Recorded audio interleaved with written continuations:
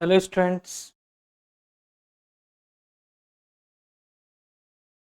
Hello everyone, welcome once again. दोस्तों, हम लोग पढ़ रहे थे वोल्टेज कनेक्शन, और वोल्टेज कनेक्शन में हमने काफ़ी सारी बातें सीख ली हैं, और जितनी भी बातें सीखी हैं वो सब लिमिट स्टेट मेथड से सीखी हैं। कहने का मतलब है लिमिट स्टेट मेथड की बहुत सारी बातें हमने सीख ली हैं। इसमें आप कह सकते हैं कि पिछली क्लास में वोल्ट की स्ट्रेंथ को निकालना सीखा, प्लेट की स्ट्रेंथ को निकालना सीखा, जिसमें शेयरिंग की बात करें हम, या प्लेट का रीडिंग की स्ट्रेंथ बात करें, हम ईल्ड स्ट्रेंथ की बात करें, या प्लेट जो नेट रप्चर हो रहा था, रप्चर सेक्शन, उसकी बात करें, या हम बात करते हैं ब्लॉक शेयर फेलियर की। ये सब तमाम बातें आपकी पिछली क्लासों में हो चुकी हैं। उसके बाद अरेंजमेंट हमने देखा था, उस बात को भी ध्यान रखिएगा, अरेंजमेंट से भी क्वेश्चन आता ही है। एक और नोट के पॉइंट से स्टार्ट करूंगा आज का एपिसोड, और उसके बाद आगे बढ़ेंगे बहुत ही इंपॉर्टेंट कुछ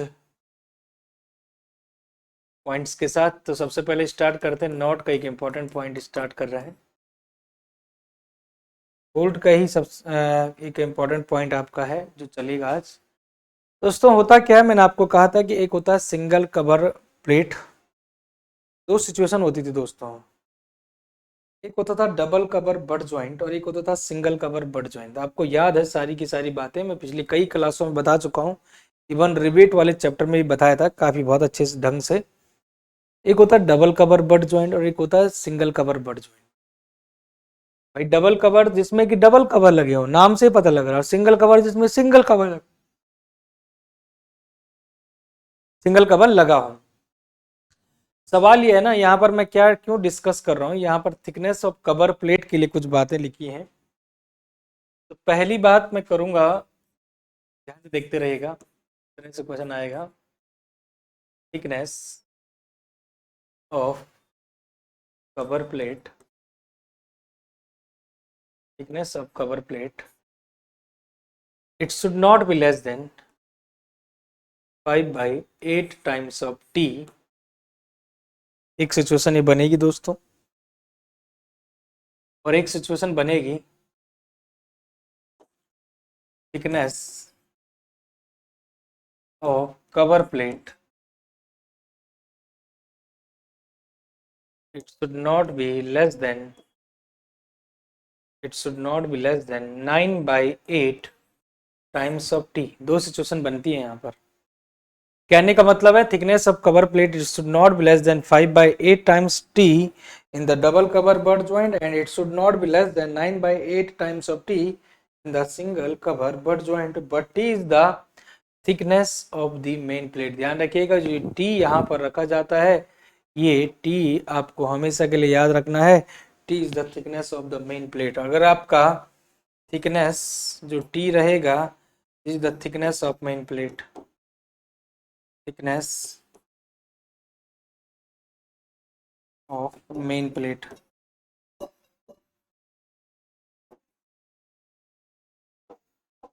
कहने का मतलब है दोस्तों कि आपने देखा था कि एक आपका सिचुएशन ऐसी थी जिसमें एक ही सिंगल कवर लग रहा था।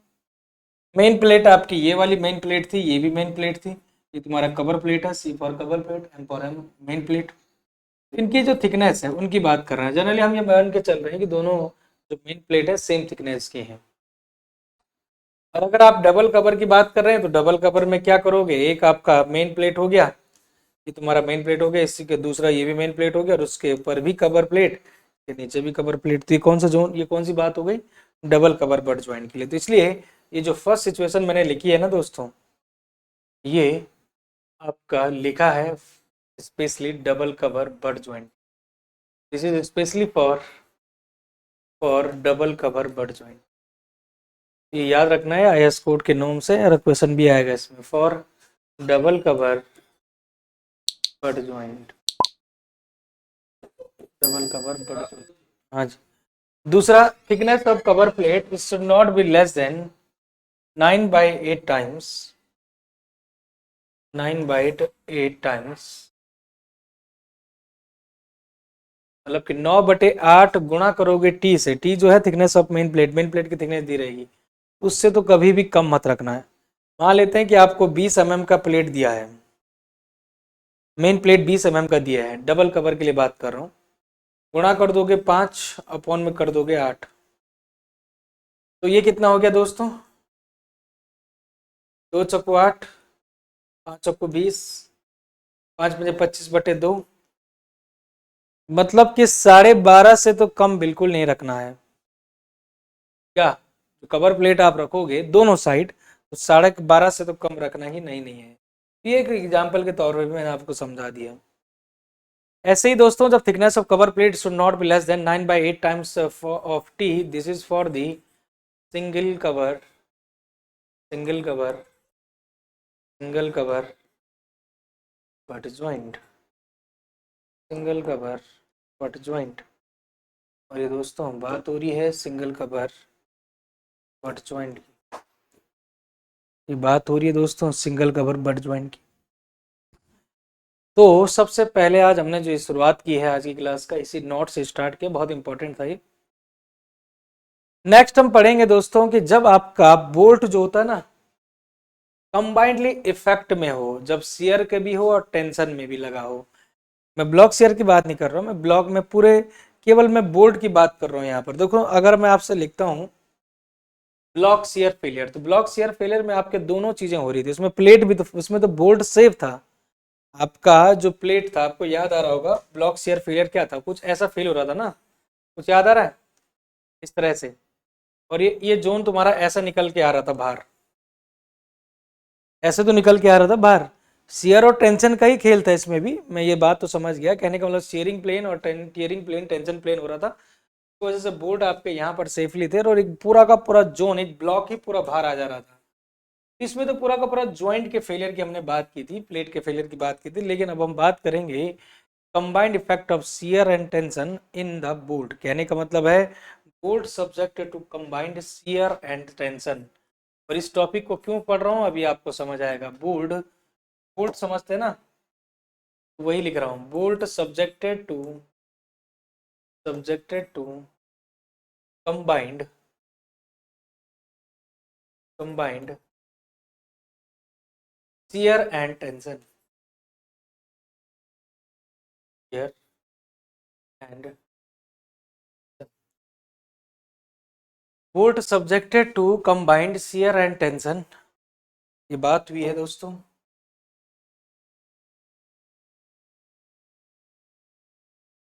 और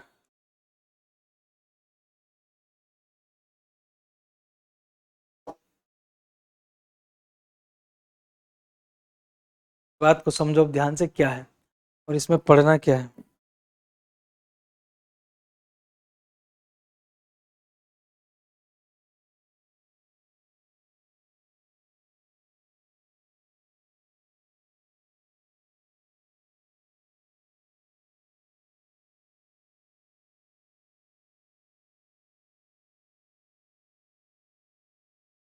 bolt subjected to combined shear and tension, हम ये पढ़ रहे थे।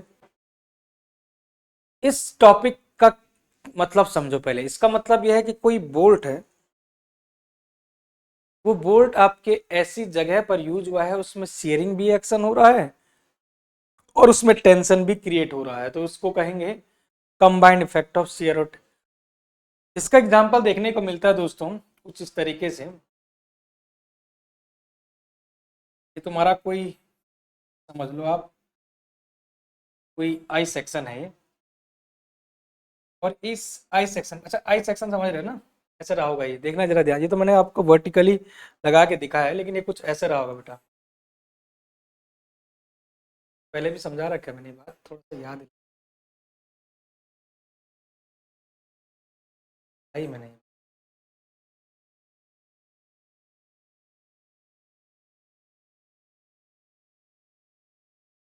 वर्टिकल में आई सेक्शन जो है ऐसे वर्टिकली डाले गए, उसको मैं डायरेक्टली ऐसे दिखा रहा हूँ, तो मैं डायरेक्टली ऐसे दिखा रहा हूँ, ठीक है, समझ गए हम। कहने का मतलब है कि मैं एक्चुअली में आई सेक्शन की बात कर रहा हूँ, आई सेक्शन आप कह सकते हैं, आई कॉलम सेक्शन की तरह काम करेगा। कहने का मतलब है ये आई सेक्शन कॉलम है, ये क्या है, मैं लिख रहा हूँ आई सेक्शन कॉलम, है दोस्तों I section column, section use as a column, ठीक है, वर्टिकली यूज। दूसरा इसमें एक टी ब्रैकेट जुड़ा हुआ है। अभी टी ब्रैकेट क्या होता है, टी ब्रैकेट क्या होता है उसके बारे में आपको बता। टी ब्रैकेट का मतलब है दोस्तों एक प्लेट नुमाई होगा जिसमें कि लोड लग रहा होगा, प्लेट नुमाई होगी।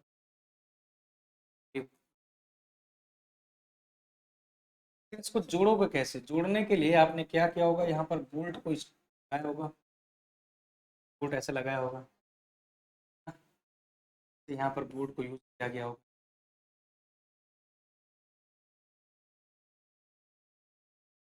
ये दोस्तों ये हुआ है काम, समझ रहे बात को, कहने का मतलब है ना, यहाँ पर आपने है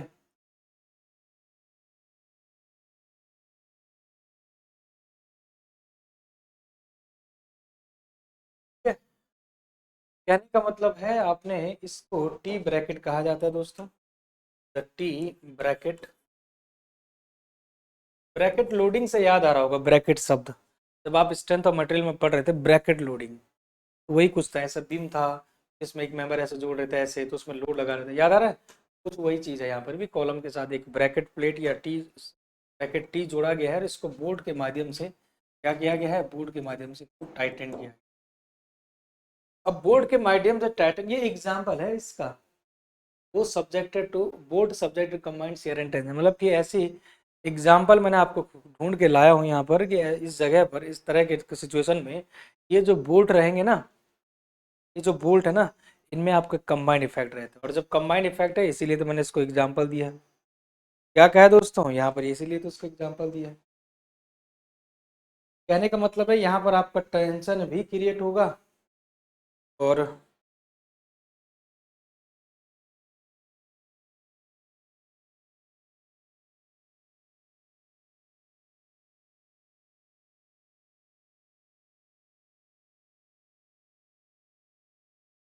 शेयर भी क्रिएट होगा। इसी वजह से कोड ने एक फॉर्मूला जनरेट किया है।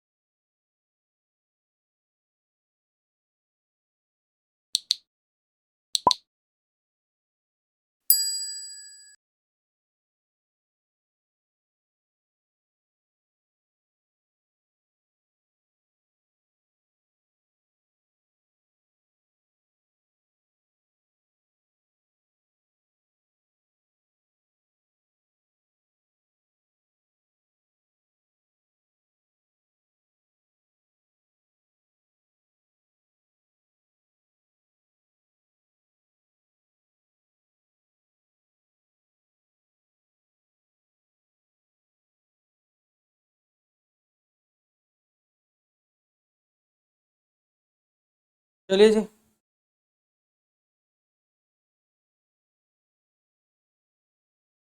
एक फॉर्मूला निकल के आता है दोस्तों यहाँ पर इसी केस के लिए, बोथ जब आपके बोल्ट सब्जेक्टेड टू कंबाइंड बोला जाए तो एक फॉर्मूला निकल के आता है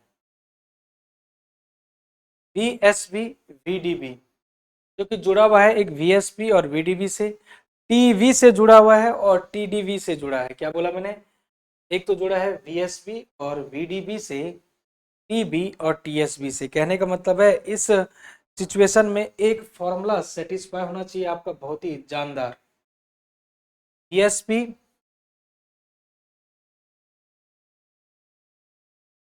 VSB अपॉन VDB प्लस, ध्यान से देखते रहिएगा, इस पूरे का स्क्वायर मतलब कि कंबाइंडली इफेक्टिव, ये जो है स्क्वायर है दोस्तों, देखते रहिए अभी। दूसरा है टीबी, टीएसबी ऐसा, और इसका भी स्क्वायर है, but it should be less than and equal to 1, ये होना चाहिए। अब यहाँ पर आपको टेंशन हो रहा होगा, सर टीबी क्या बोल दिया, ये वीवी क्या चीज है, टीएसबी क्या है, वीडीबी क्या है, सर टीबी क्या है, टीडीबी क्या है, टीडीबी क्या है ना, क्या है ये? तो चलिए लिखते हैं क्या करके। सबसे पहले आपको ये जानना जरूरी है कि ये जो सिचुएशन है, ये जो मैंने लिखा हुआ है दोस्तों, ये ना, ये आपका होना चाहिए, should be less than and equal to 1 होना चाहिए। तो मैं इस फॉर्मूले को डब्बे में बंद कर देता हूँ, डब्बे में बंद कर देता हूँ, इम्पोर्टेंट फार्मूला है, बहुत ही बेहतरीन फार्मूला है और आपको एग्जाम में आता है। V S B upon V D B का square plus T B upon T D B का स्क्वायर, है ना, ये लिखा हुआ है।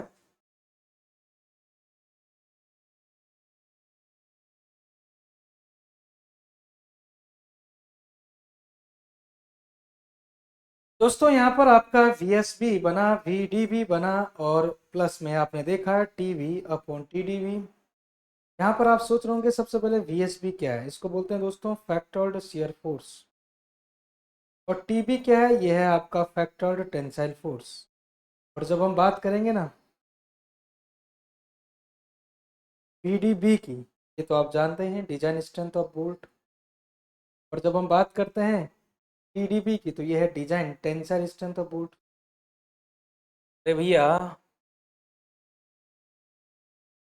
दो चीजें हो चुकी हैं, क्योंकि ये तो हो गया आपका फैक्टर्ड शियर फोर्स, मैं लिख ही देता हूँ अलग से, काम करते हैं इसको, लिख ही लेते हैं इसको, ही बना ले क्या, ही कर ले क्या,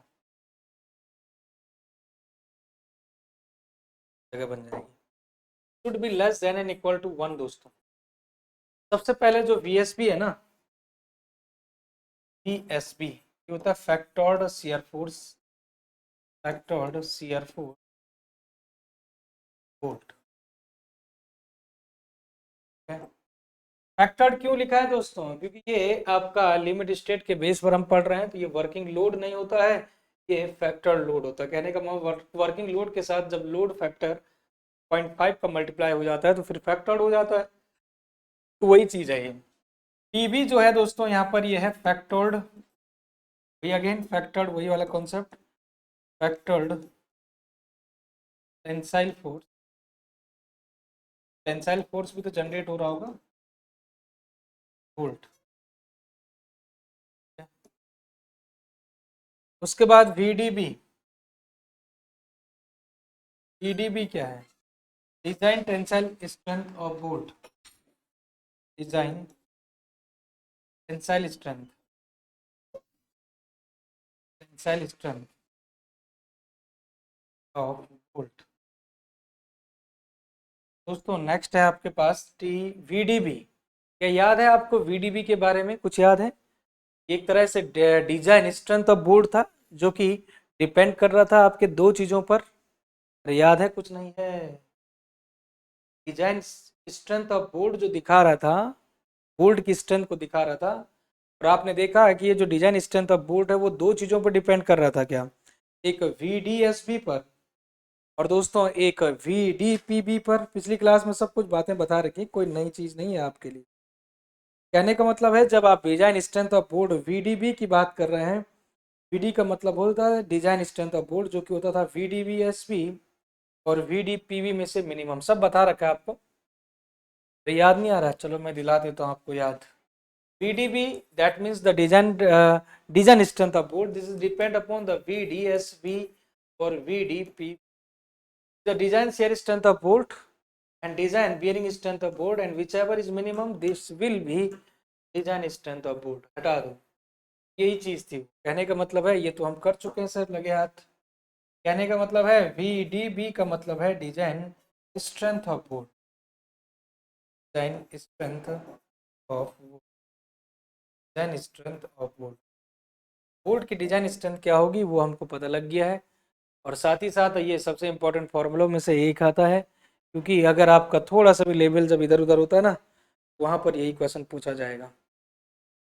उसके बाद नॉट में एक इंपॉर्टेंट क्वेश्चन बताऊंगा आपको, बहुत ही इंपॉर्टेंट है, क्योंकि अगर आपसे क्वेश्चन एक पूछा जाएगा ना, वो यही पूछा जाएगा, वो है प्राइंग फोर्स।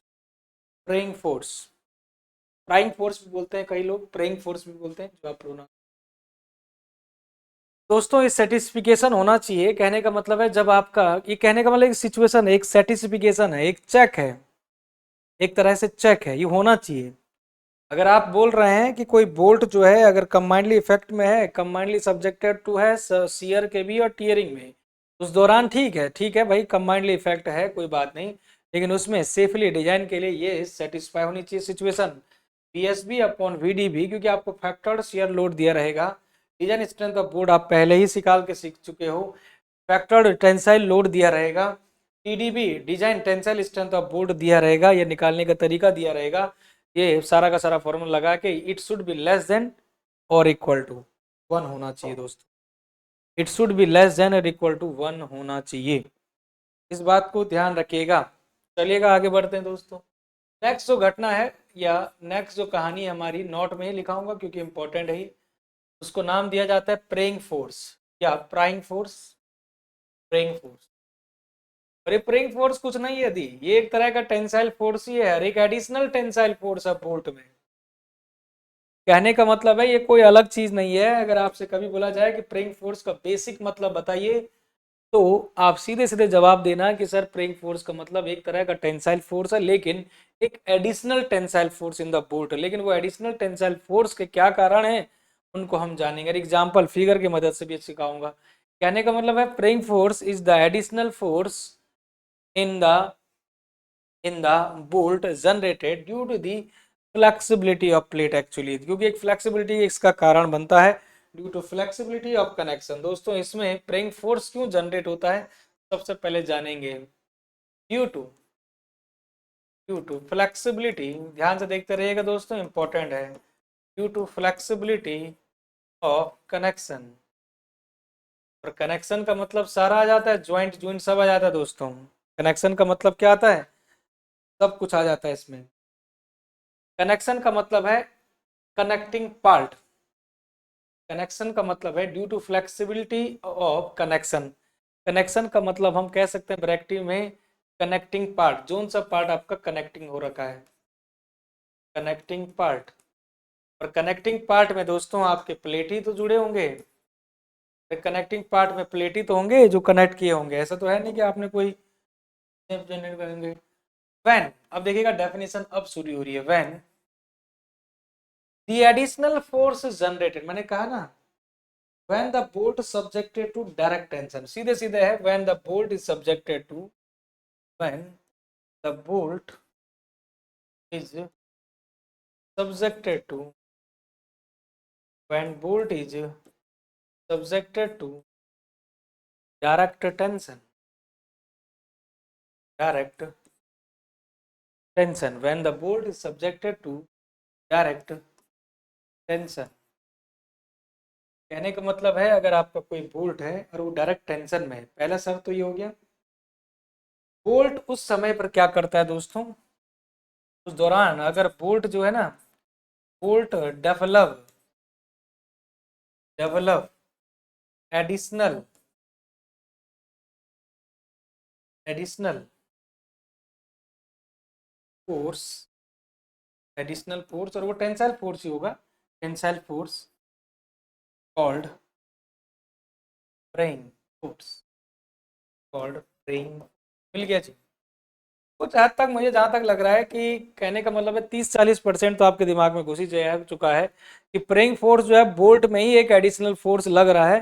वो कैसा लग रहा है वो तो मैं फिगर से समझाऊंगा, लेकिन कुछ हद तक आपको पता लग गया है कि बोल्ट जब आपके कोई डायरेक्ट टेंशन के अंडर में होगा तो उस समय पर एक एडिशनल फोर्स कुछ लगेगा, और उसी को हम प्रेइंग फोर्स कह रहे हैं। कुछ हद तक दिमाग में गई है बात, जहाँ तक मुझे उम्मीद है, और इतनी चाहिए भी थी मुझे, इतनी चाहिए भी थी दोस्तों, इतनी चाहिए भी थी, क्योंकि एडिशनल बातें जो मैं करूंगा वो मैं फिगर से करूंगा, एडिशनल जो बातें करूंगा वो फिगर से करूंगा, क्योंकि फिगर से ही आपकी बातें दिमाग में बहुत अच्छे से बन के आएंगी।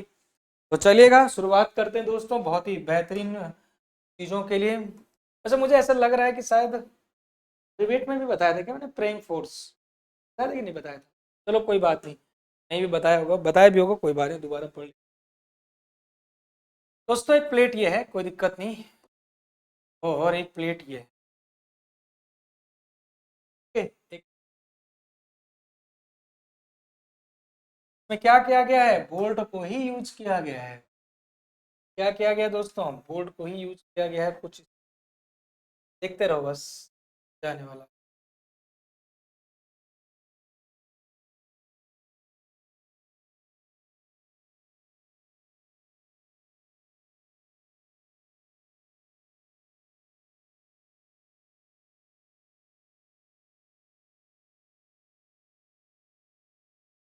ये लो, तो हमने क्या कर दिया, बोर्ड लगा दिए।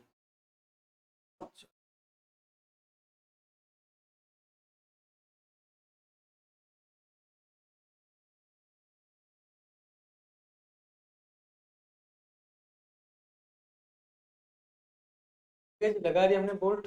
दिक्कत है सर, दिक्कत एक है, आया नहीं आप, बोल्ट है भी है नहीं है।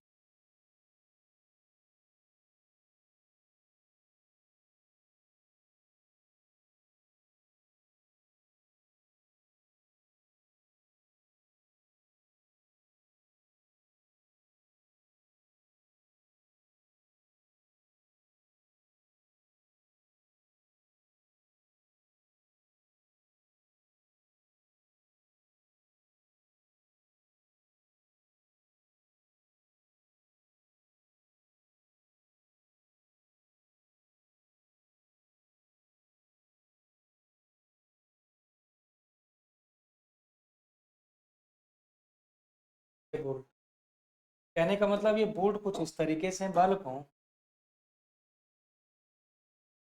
टेंशन मत लो, थोड़ा सा मुझे बस फिगर बनाने में ही टाइम लगता है, उसके बाद आपको कुछ चीज़ें भी तो क्लियर होंगी आपकी। एग्जाम का क्वेश्चन है भाई, ब्रेन फोर्स हल्के में ले रहे हो क्या? जब आप समझोगे ही नहीं तो कहाँ से पता लगेगा। समझो मेरे साथ।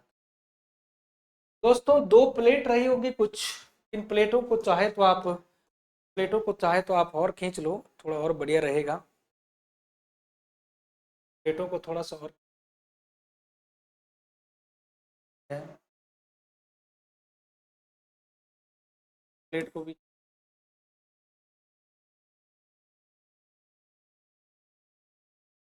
ठीक है जी। अब देखो, हमने क्या देखा यहाँ पर कि दो प्लेट्स हैं, एक ये है और एक ये है। इन दोनों प्लेट को कनेक्ट किया गया है बोल्ट के द्वारा कनेक्ट किया गया है, और इनको यहाँ पर, कहने का मतलब है, एक यहाँ पर टाइटन किया गया होगा और यहाँ पर टाइटन किया होगा। इसमें ऐसा कि पता है क्यों किया गया है कि दोस्तों यहाँ पर भी एक लोडिंग है। यहाँ पर क्या है ना, एक लोडिंग है। यहाँ पर क्या है ना दोस्तों, ये लोडिंग है, यहाँ पर है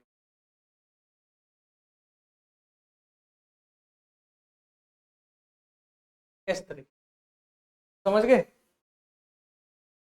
ये दोनों के दोनों प्लेट रिजिड प्लेट हैं, ये आपके रिजिड प्लेट हैं। क्या है ये, थी तो रिजिड प्लेट। ये क्या है, रिजिड प्लेट। ये अगर क्या है, रिजिड प्लेट। अगर रिजिड प्लेट है, अगर रिजिड प्लेट है तब कोई खतरा नहीं है। कहने का मतलब है अगर ये रिजिड प्लेट है ना, तब कोई खतरा नहीं है। कहने का मतलब है यहाँ से और यहाँ से जब करोगे आप, उस समय पर कोई खतरा नहीं है। कहने का मतलब है ये, और ये जो सिचुएशन रहेगी, ये एक सिंपल सा कोई नाम दे दो आप, कोई नाम दे दो आप, टेंसाइल फोर्स कोई नाम दे दो। कहने का मतलब है दोस्तों,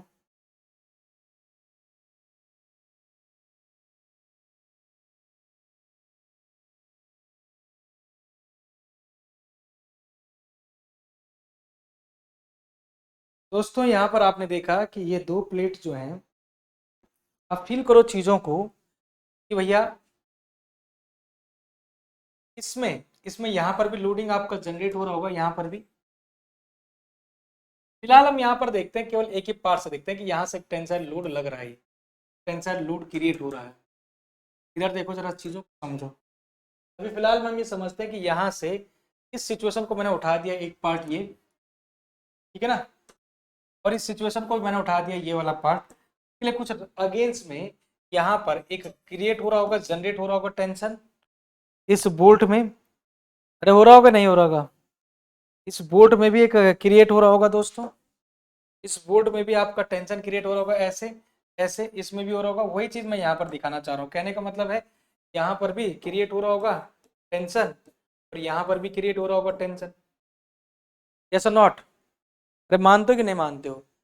और एक में टेंशन आपका टी कैंसर, मतलब कि कैंसर में अलग है, एक में टी क्रिएट हो रहा है और दूसरे में भी टी क्रिएट हो रहा है। तो इससे डायरेक्टली कहने का मतलब है लोड जो है, मैं पहले ये मान लेता हूँ कि लोड जो है ना 2T का है। समझो जरा पूरी कहानी को, लोड कितने का टोटली जो इसमें लग रहा है इस बोल्ट में, इस कंबाइंड इस तरह के अरेंजमेंट में, तो ये आपका 2T का लग रहा है। ये हैंगर का केस होता है, एक्चुअली में इसको हैंगर बोलते हैं 2T। तो वो जो 2T ट्रांसफर हो रहा होगा एक बोल्ट में आपका इधर जाएगा टी का और एक बोल्ट में जाएगा टी का, तभी तो ये बैलेंस बन पाएगा ना, समझो। अरे भाई साहब ये तुम्हारे पास दो चीजें हैं, ये कंबाइंडली आपने जोड़ी हैं। ऊपर से मैं क्या कर रहा हूँ, ऊपर से लोड लगा रहा हूँ 2T का, या खींच रहा हूँ 2T का खींच रहा हूँ मैं, तो ये टी में ट्रांसफर होगा, टी में ये खींचेगा, टी इसमें जाएगा टेंशन लोड, टी इसमें जाएगा, क्योंकि बोर्ड तो आपका कहीं भाग नहीं रहा है ना, इसका मतलब ये कहीं ना कहीं प्रतिरोध लगा रहा है। टी का ये लगाएगा, टी का ये लगाएगा, समझे या नहीं समझे बताओ। लेकिन अब सिचुएशन थोड़ा सा अलग है।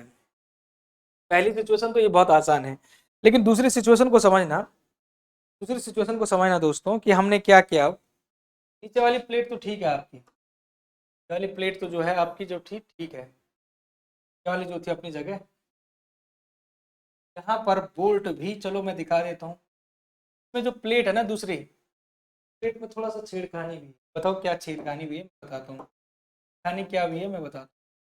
ये प्लेट तो ठीक है ना, ओके, दिक्कत यहाँ तक। देखो, अब देखो जरा ध्यान से दोस्तों, जो दूसरी प्लेट थी वो कुछ इस तरीके से है, दूसरी प्लेट थी कुछ इस तरीके से आई, थोड़ा सा फ्लेक्सिबिलिटी हो गई है।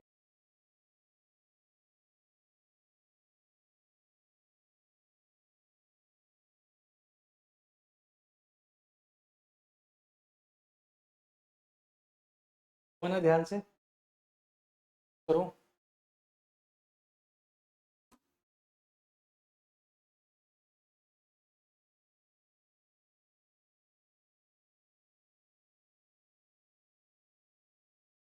तरीके से दोस्तों, बहुत ही केयरफुली समझना है। आज नहीं समझे तो कभी नहीं समझ पाओगे भैया। दोस्तों इस प्लेट में कुछ फ्लेक्सिबिलिटी का नेचर दिया है, इसमें ये पहला वाला जो प्लेट था वो रिजिड था, यहाँ पर लोड लग रहा था आपको वो रिजिड था, उसमें कोई फर्क नहीं पड़ रहा था। लेकिन ये प्लेट जो है ना आपकी कुछ फ्लेक्सिबिलिटी की प्लेट है, फ्लेक्सिबिलिटी की प्लेट है दोस्तों। और यहाँ पर ये जो चीज है आपका, ये जो चीज है आपका, देखो जरा ध्यान से, ये जो लोड है आपका वो कुछ ऐसा लग रहा है,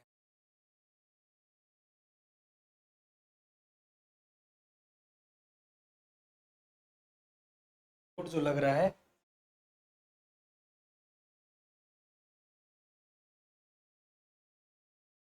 लोड ऐसा लग रहा है। अब मैं आपको बताता हूँ कि यहाँ, सॉरी, मैं आपको बताता हूँ कि इसमें वेट आप कैसे लगाओ। रिवेट लगा दिया आपने, रिवेट नहीं बोल्ट, तो आपने इसे लगा दिया, तो एक बोल्ट लगा दिया, दूसरा हम यहाँ पर बना देते हैं, लगा दिया आपने, क्या इस तरह से बोल्ट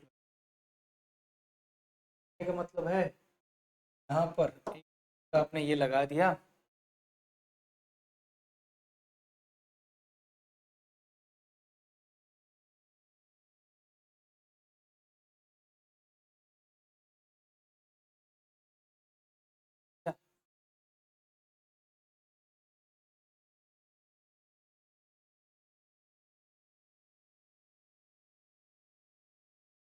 एक बोल्ट यहाँ लगा दिया,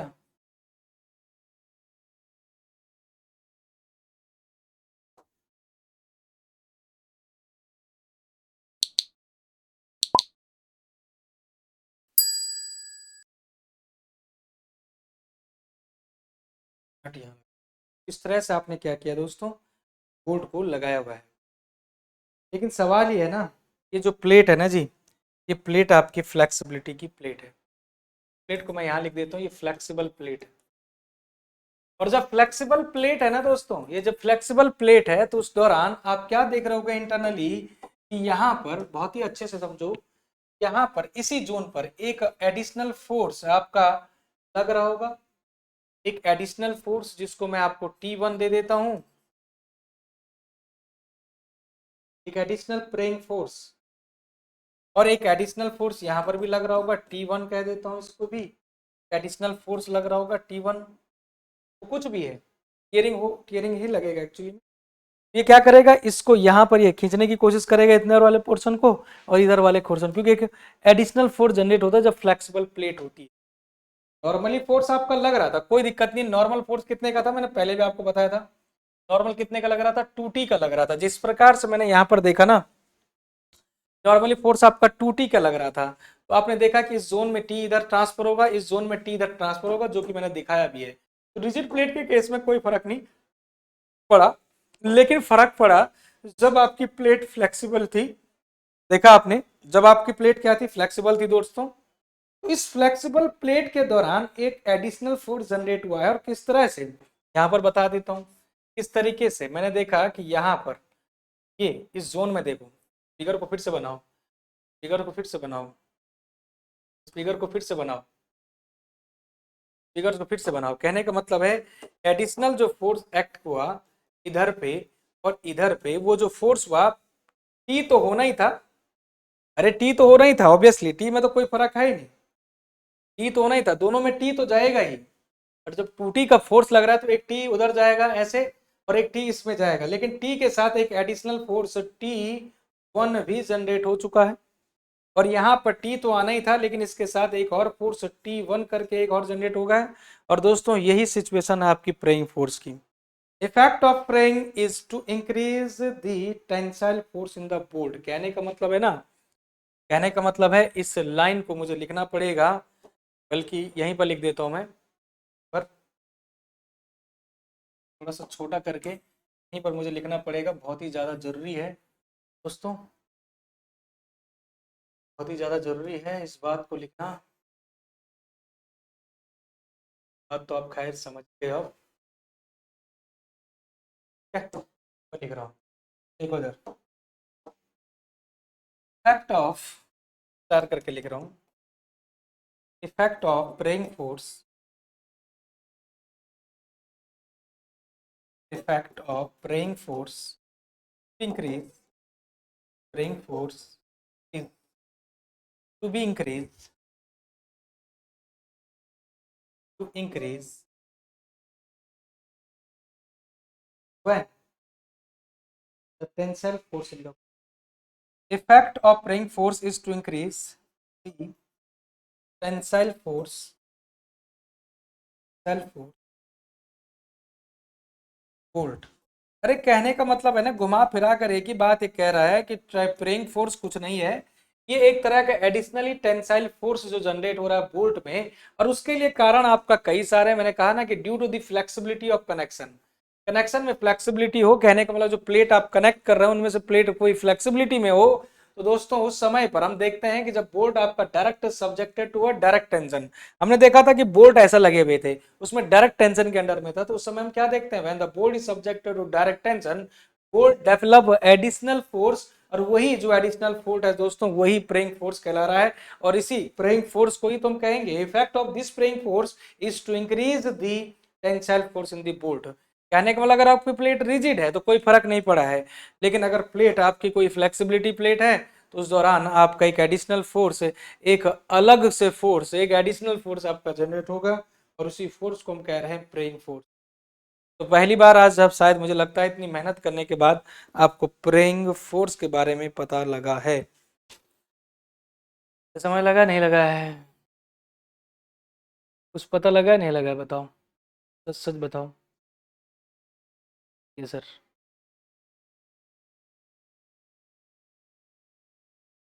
हम्म।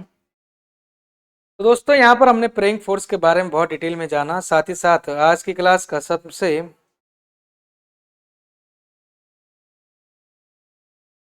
उसमें से ये बात ध्यान रखिएगा कि ये वाला जो चीज़ है आपका, ये बहुत इंपॉर्टेंट चीज़ है दोस्तों, इस फॉर्मूले को हल्के मत लेना। V S B upon V D B plus T B upon T D B, it should be less than an equal to 1। ये बात ध्यान रखिएगा, ये सेटिस्फिकेशन के लिए है, इट शुड बी सेटिस्फाई, ये होना चाहिए सेटिस्फाई। उसके बाद प्रेइंग फोर्स के बारे में आपको जानकारी दिया, और आज के एपिसोड को यहीं पर करते हैं। नेक्स्ट जो एपिसोड होगा दोस्तों वो हमारा क्या होगा, वो होगा वर्किंग स्ट्रेस डिजाइन के हिसाब से कुछ फॉर्मूले हैं, बहुत ज़्यादा डिटेल में नहीं जाएंगे वर्किंग स्ट्रेस डिजाइन का, बोल्ट का जो कॉन्सेप्ट है कि दोस्तों वर्किंग स्ट्रेस डिजाइन के लिए बोल्ट का कनेक्शन नहीं है इंपॉर्टेंट, वो है हमारा वेल्डिंग वाला कनेक्शन, और खासकर तुम्हारा उधर रिबेट वाला कनेक्शन। कहने का मतलब है रिबेट जो है इंपॉर्टेंट है डब्ल्यूएसएम से, और बोल्ट जो इंपॉर्टेंट है वो लिमिट स्टेट मेथड से। लेकिन कभी कभार क्या होता है, कुछ एडिशनली कुछ छोटे मोटे फॉर्मूले आ जाते हैं बोल्ट के डब्ल्यूएसएम से भी, तो वर्किंग स्ट्रेस मेथड के भी कुछ फॉर्मूले मैं आपको लिखाऊंगा लेसन के, उन फॉर्मूले को याद करना। उसके बाद हम आगे एक न्यूमेरिकल बताएंगे आपको, जिसमें कि टोटली सभी चीज़ों के फॉर्मूले रिवाइज किए जाएंगे, फॉर्मूले के क्वेश्चन के माध्यम से उसके ग्रिप मिल जाएगी आपको कि हाँ कैसे करते हैं सवालों को। और then finally we go the next chapter compression member. ठीक है, thank you very much, thanks to all, next